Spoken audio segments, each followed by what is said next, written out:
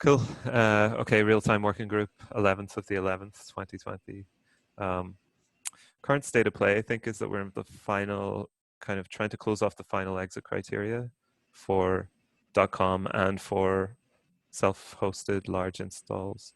So yeah, like the main one is how can we get the feature flag defaulted to on?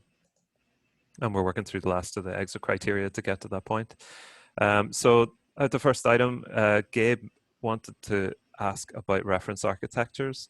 My understanding of the reference architectures is that we load test various endpoints with representative throughput that you would expect in a given deployment. In this case, I think it was 10K, but that we don't actually follow or simulate user journeys. In other words, like you will load the issue page, but we won't necessarily assign a user, unassign a user, assign self, unassign self multiple times or anything like that.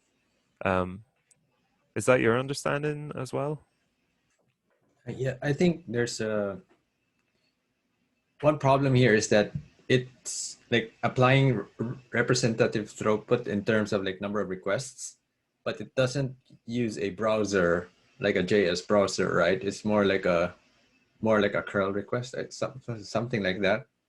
And so that means when it visits the issue page, it doesn't trigger the WebSocket connection and the AJAX request. That's what I understand from the performance test. It's not a real browser. So no JS running and so therefore no WebSocket initiation, I think. Interesting.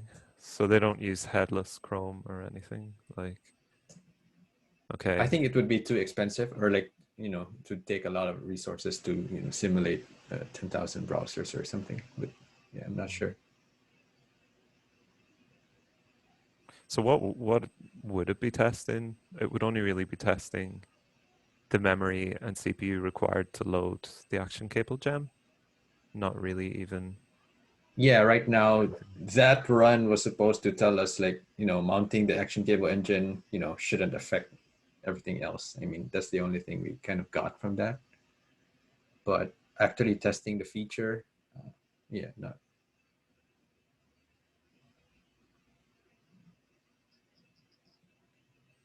Well, I suppose the question is then, will we ever use reference architectures to test the feature itself? Like, and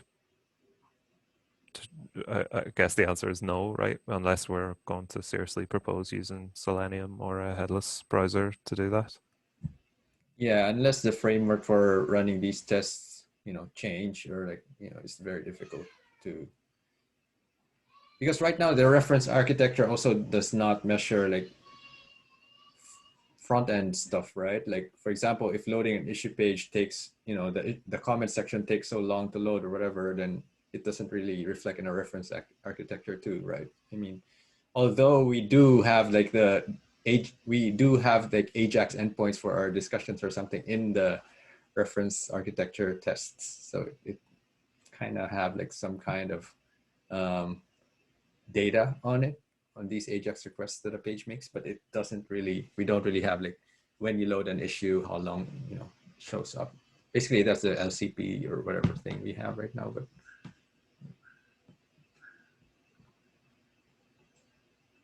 So would there be any point in testing the slash cable endpoint in the same way, like issuing connection upgrade requests and at representative throughput?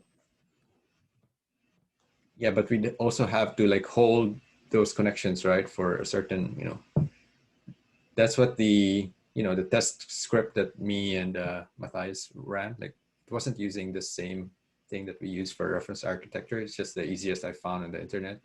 Forgot what this was called, but yeah, something like that.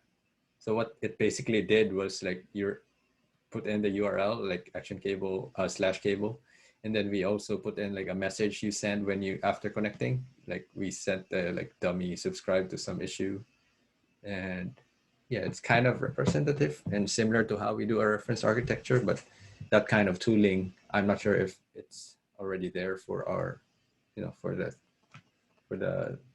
perform, what do you call this, GPT or something that we run.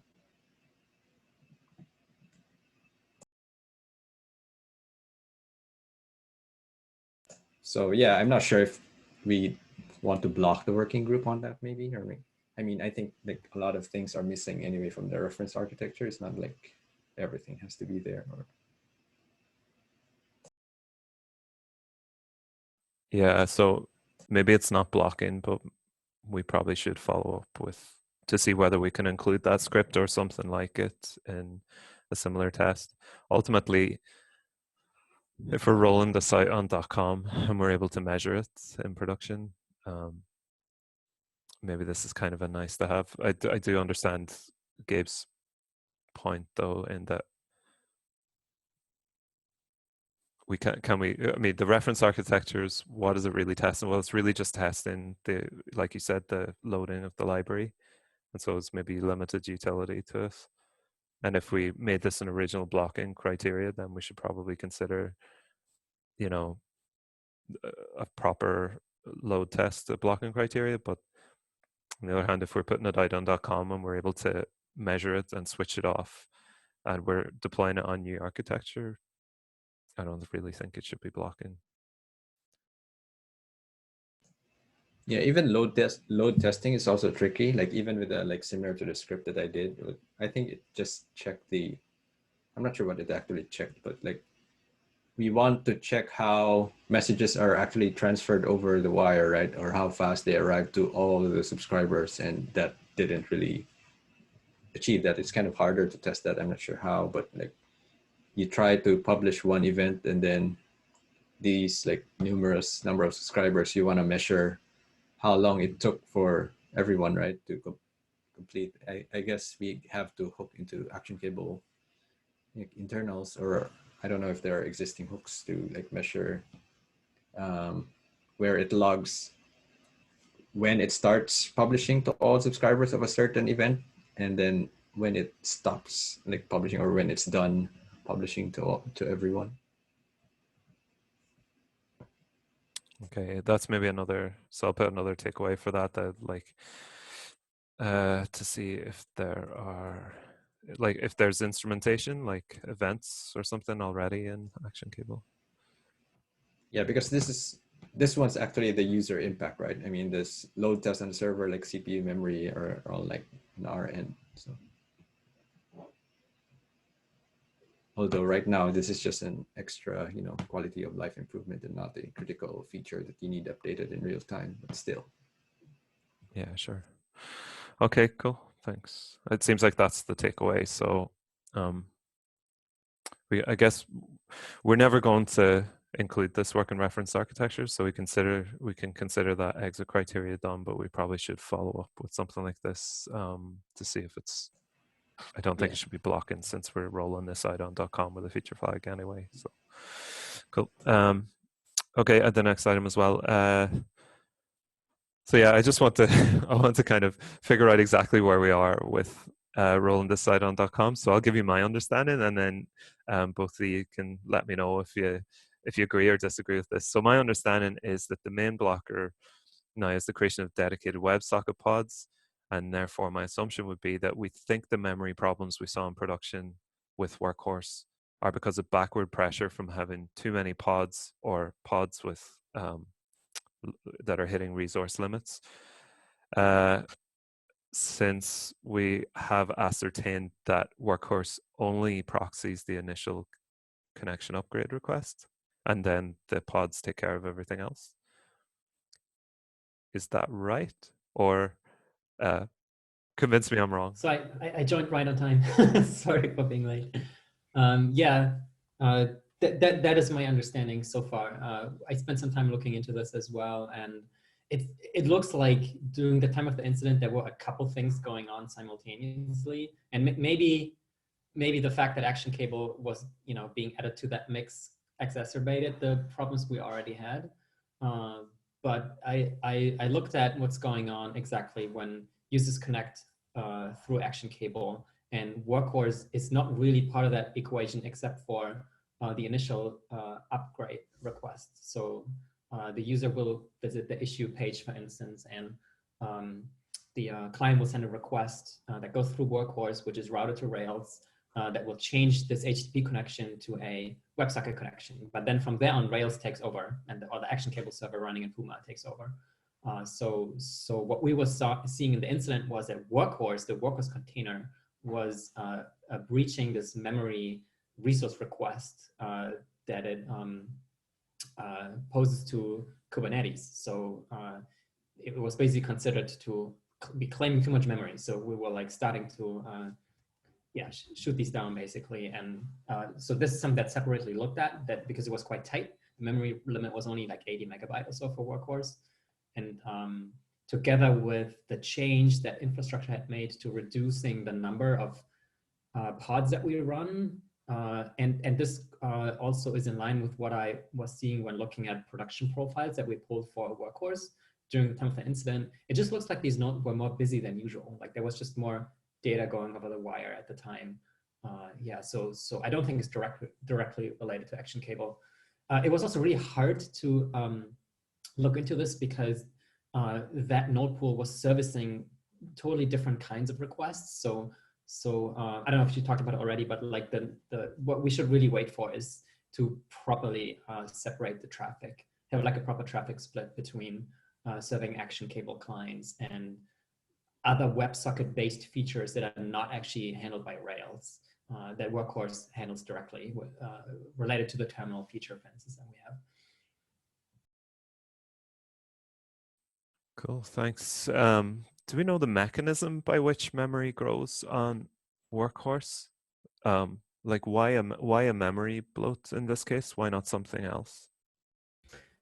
So from the profiles we looked at, it seems to be that, so if Workhorse or any like Go process needs to send more data over the wire, it will just allocate a bunch of buffers for handling all these connections and the data this transmits. So if you have just more requests being handled by a single Go process, the allocations for those network buffers will just increase. So that's what we were seeing during the time of the incident. So this seems to have at least contributed to the memory growth there. Yeah, it's also servicing like Git requests, right? So, fetching data from Git and then passing it on to the client, then, takes memory for a while and gets reclaimed after or something. But yeah. Right, exactly.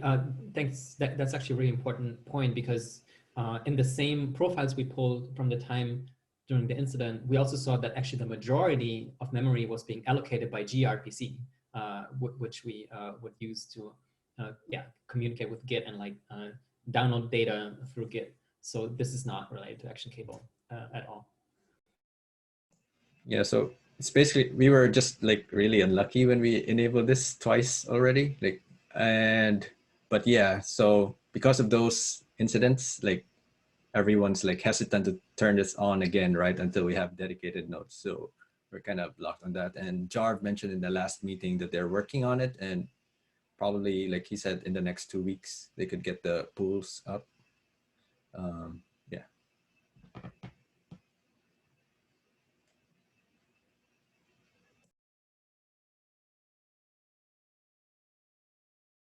So this is also not purely Action Cable because it would still be servicing web terminal, but we know historically that it's very low traffic, these like web terminal stuff. So it's probably fine.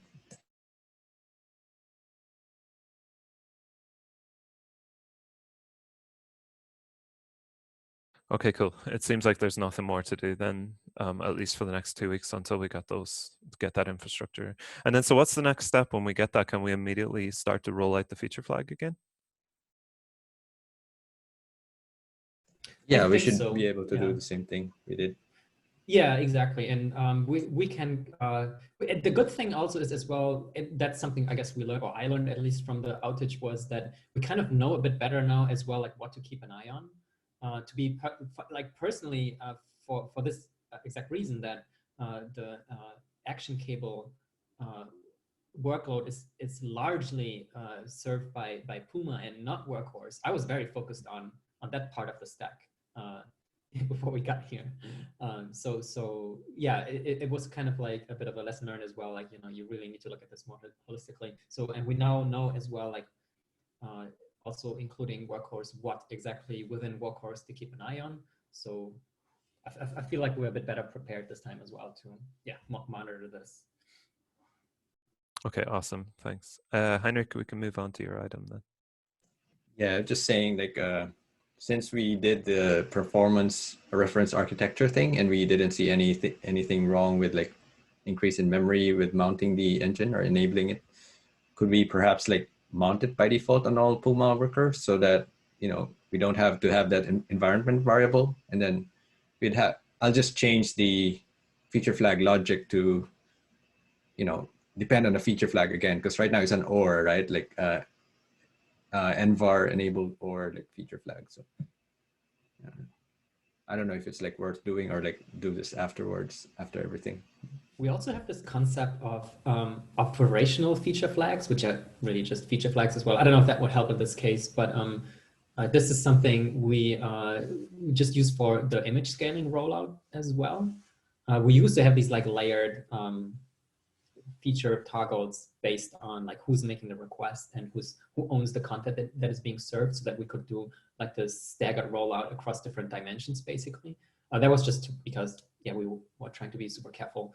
But actually, in the end, we decided we would just fold that into one and we turn it into an ops toggle. So that will turns it into like a perpetual feature flag, basically, that we can also, you know, if there is a need to reduce pressure on certain parts of the application, we can just turn it off again. Yeah, I guess there's value in being able to turn it off. And yeah, I guess we'll just keep it for now, you know, reduce complication. And yeah. And then at the end of the working group, we just, you know, keep the environment variable still, but then just maybe default to true in Omnibus and in the charts. Right? Yeah, we don't actually need to make any changes to the charts, even if we do default it to true. Only if somebody then wants to turn it off, they need to include it in their charts or in their configuration. What does this mean functionally, that we would bundle the gem but not require the gem? Is that what this? Yeah, this the basically gem is already part of our gem file because it's like part of Rails. So yeah, basically not requiring it and not mounting it to our route middleware or like Rails routing thing.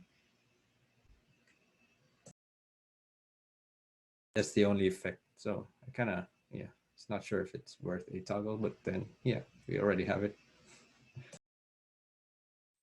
I mean, if the memory and resource use is extremely low, then we could reduce some risk by enabling it by default, at least.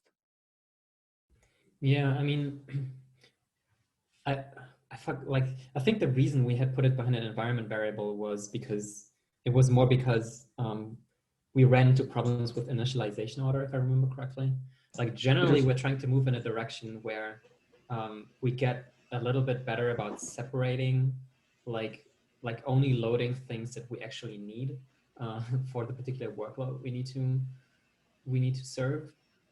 Because the memory team constantly struggles. Like we're always like behind, you know, we're always trying to catch up with like all the stuff that's being added to GitLab at an incredible pace, you know, which is like good for our users, but we have the mandate to push memory use down below 2 gigabytes so that we can keep running GitLab on a 2 gig node. And it's like, even if it's like not consuming a lot of memory, it's like this thing where it's like this death by 1,000 cuts. Do you know what I mean? Like if we don't get into a habit of like separating this a bit better, it will get even harder to disentangle this going forward. So I would be very interested in, yeah, like having a solution where we can where we still have this switch somewhere so that we could prevent loading things into memory that aren't actually necessary for a particular Yeah, but for a single node, this one will be like required anyway. The only reason you would disable it is if you like had another node that purely served like the action cable request like we do. That is true. Exactly. Yeah, So it would be, yeah. So it would be for like an HA setup, basically, like .com is really, right? But I guess it's still useful to just, kill all real-time, if all real-time features are built on action cable, I mean, if only real-time features, basically just the extra, not necessary things. Yeah, it could be like a kill switch, just for, whatever. Like, yeah, I mean, we do have, I don't know how it would work in this case, but I mean, like we have similar problems with Sidekick, right? And or running the API fleet. Okay, so separating out an API cluster is maybe not something most of our customers would do. It's probably something that's maybe specific to .com, but like running Sidekick separately, for instance, right? We also load a ton of stuff currently when booting up Sidekick that has no place really in a Sidekick node because it would never even use it. And things like action cable just make no sense. Like if you fire up a Sidekick node, right? So from that perspective, I'm hoping that, and we don't currently have a good answer for how would you do that? How would you, because we don't have APIs or tooling to also assist developers in deciding, what should we load at any given point in time. So it's something that I guess our team has to figure out still. So it's easier said than done.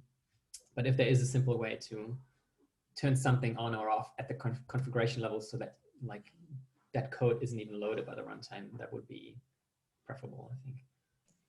Yeah, sure. So I think we decide to keep it and just enable it by default later when we're, okay on .com.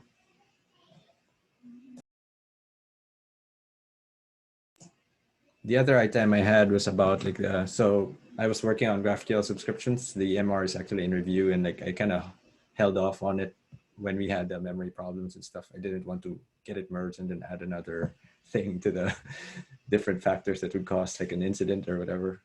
But yeah, good news is that after the JMallet change, then we didn't see any Ruby or Puma memory problems during the second rollout, right? It was rolled out for a day and a half or so. And yeah, so we could probably use GraphQL subscriptions, but I would just want to like get this basic thing even on .com turned on for like probably a few days, then let's merge it and then see the difference, right? Just to, prevent another unexpected thing happening. Yeah, no, from my perspective, you're absolutely right. Like, we should probably try and keep things as simple as possible and as measurable as possible. I just put in here that the real time in general is very interesting from the point of view of transient bugs, which are going to be a focus in the near future, imminently and in the near future. And these are like typically, but not always, bugs that have to do with long polling where you think you're done and the page is ready for your input and then something comes out of the blue and surprises you. MR, the MR view is a great example of this. Like, you think you've seen all the widgets and then a new one appears, or things tend to move around on the page. New status updates pop in when you least expect them, and so real time is really interesting from that point of view. So I think it's going to be really important. Like, one of our exit criteria is that we produce really good developer documentation for anyone who wants to build on this. Whatever way we go with it, like, we should probably go with, like you said, GraphQL subscriptions and document as if we're going to go with that. Natalia, you might have some input here as well.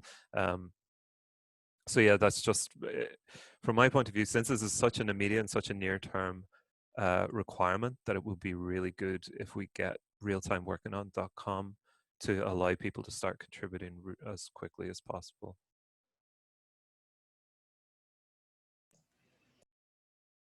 I'd like to add that the GraphQL subscriptions, I'm expecting an increase in Puma memory, because what it does is like when a client subscribes to a subscription, it provides a query like I'm subscribing to the issue update event, and then I want these fields. I want the assignee, I want the whatever fields. And what Puma does, or the GraphQL gem on the Puma side does, is save this query into the connection together with the connection, so that when an event comes in, like an issue event comes in, it then searches for all subscribers that subscribe to this issue update event, and then executes those queries for each one of them. So it's not terribly efficient, because it reruns the query, like depending on how many people are watching that issue, right? Like 20 people are watching that, and it executes the GraphQL query 20 times, because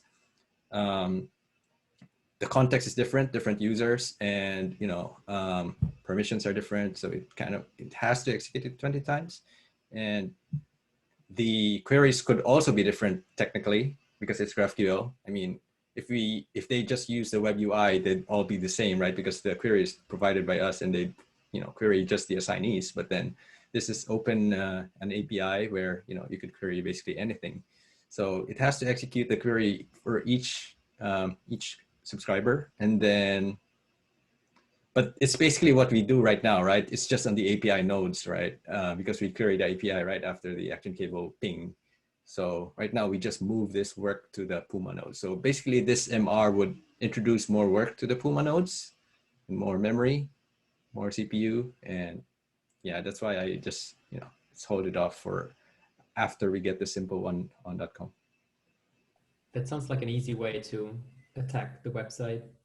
If you create a lot of connections through action cable, and they're all watching the same issue on the same channel, and they all keep querying the database in response to a change event, like thundering herd dosing yourself kind of problem.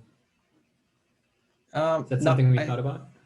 Not really, because like, you could subscribe and then it triggers a query when an event comes in, right? But you could just do a query right away, then it's the same thing. Like instead of creating 1,000 subscriptions, right, just do 1,000 queries. And well, I think it's more about how they are spread out. I think we probably don't have to get too deep into this. I think my understanding was that it's a bit more about like when that query executes, right? Because if different clients poll at different times, if you have a polling solution, the clients would poll at slightly different times, right? So you wouldn't send all these requests at the same time. Whereas if the server is responsible for deciding when these queries execute, that sounds like they would all run like essentially at the same time, like hammering the database. I could be wrong. It just sounded like that's how it would work.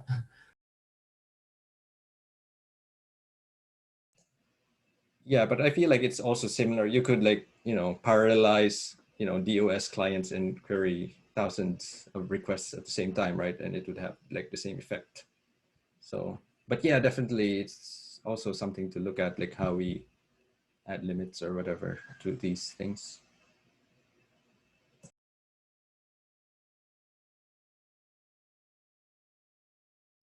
Seems a little bit like also what Natalia and I worked on with Startup.js, in that I don't know if this is a real concern, but I guess GraphQL queries can be quite large, and holding a lot of them in memory might be an issue. So in the Startup.js project, we sort of simulated stored procedures in that we allowed some queries to be added into a special folder on the back end and just reused. So you reduce the amount that's sent over the wire, right? You reduce the amount that's held in memory. I'm not sure if it's the big problem here is really like applying the same query over and over with very slightly different variables. But it's just interesting that we came up against this idea of stored procedures before, and they're a component of GraphQL Pro, which we don't use.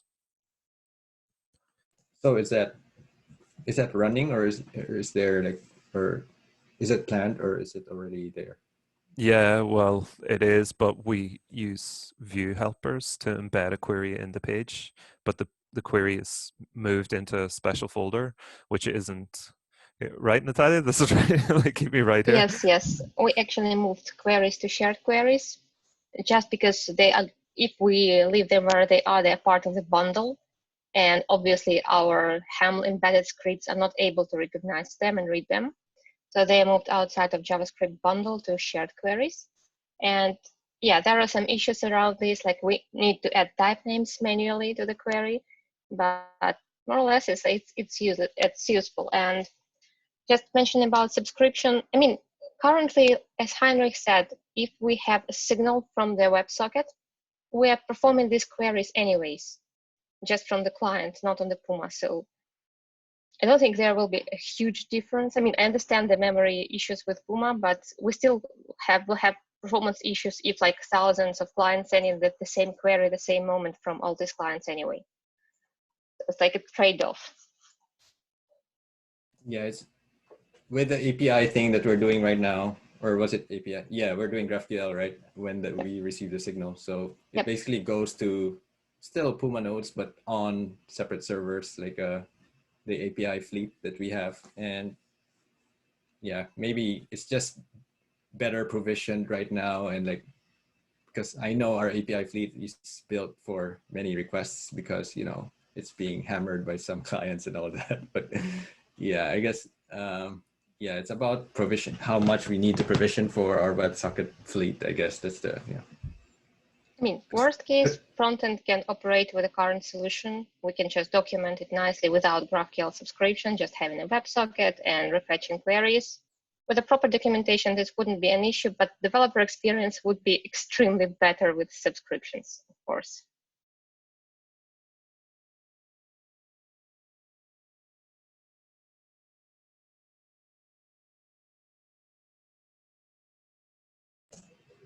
Yeah, I liked how the subscriptions integrated with like a Vue and stuff. Like it's kind of the Vue components already have. I didn't know about it until I worked on it, but like it already supported. You know, you just mention the subscription and like auto updates the data for that component thing, and like yeah. How big is the job to move from, if we did go ahead and create some features on the current implementation, is it a big refactor to move to subscriptions at a later date? You mean on the front-end side? Yeah, sorry. It shouldn't be like a really big refactoring because we will probably create an abstracted service to deal with the WebSocket. And if we refactor the subscriptions, as Heinrich said, it's just adding one small parameter to the query. And in this case, it will be just like updated every single time that subscription is sent. So I don't think it will be like a huge refactoring on the front end. Some work will be required, but this is not something like we are re-architecturing it from scratch. Cool, that's great. Yeah, it will be similar to the MR I made because that MR changes the current implementation of assignees to subscriptions, and it wasn't that big or hard. But yeah, I guess the question is, do we want to let others try it on the current implementation now, or do we like wait, right? I think we definitely wait until we have something in production. I know that's frustrating to have to, but we just keep the number of variables of things that can go wrong down, and we increase the ability to measure what we do ship. And then after that, we can just, hopefully people will just take it and run with it, and we'll have a complete real-time GitLab in no time. Yeah, eventually our like WebSocket fleet would be like larger than our API fleet or something. Yeah. That's the success measurement for the next real-time working group, is to reach that point, I think. Cool. All right, we're over time and through all our items. So if nobody else has anything to raise, I'll call it there. Going once, twice. Okay, cool. All right, thanks everyone for your time. Great session. I'm going to follow up with some of these items. Just I'll probably do it through MRs to the real-time working group page and move some of the exit criteria around to accommodate the things that we're expecting to do next. Thanks again. See you later. Thank you. See you See ya. soon. Bye. Bye.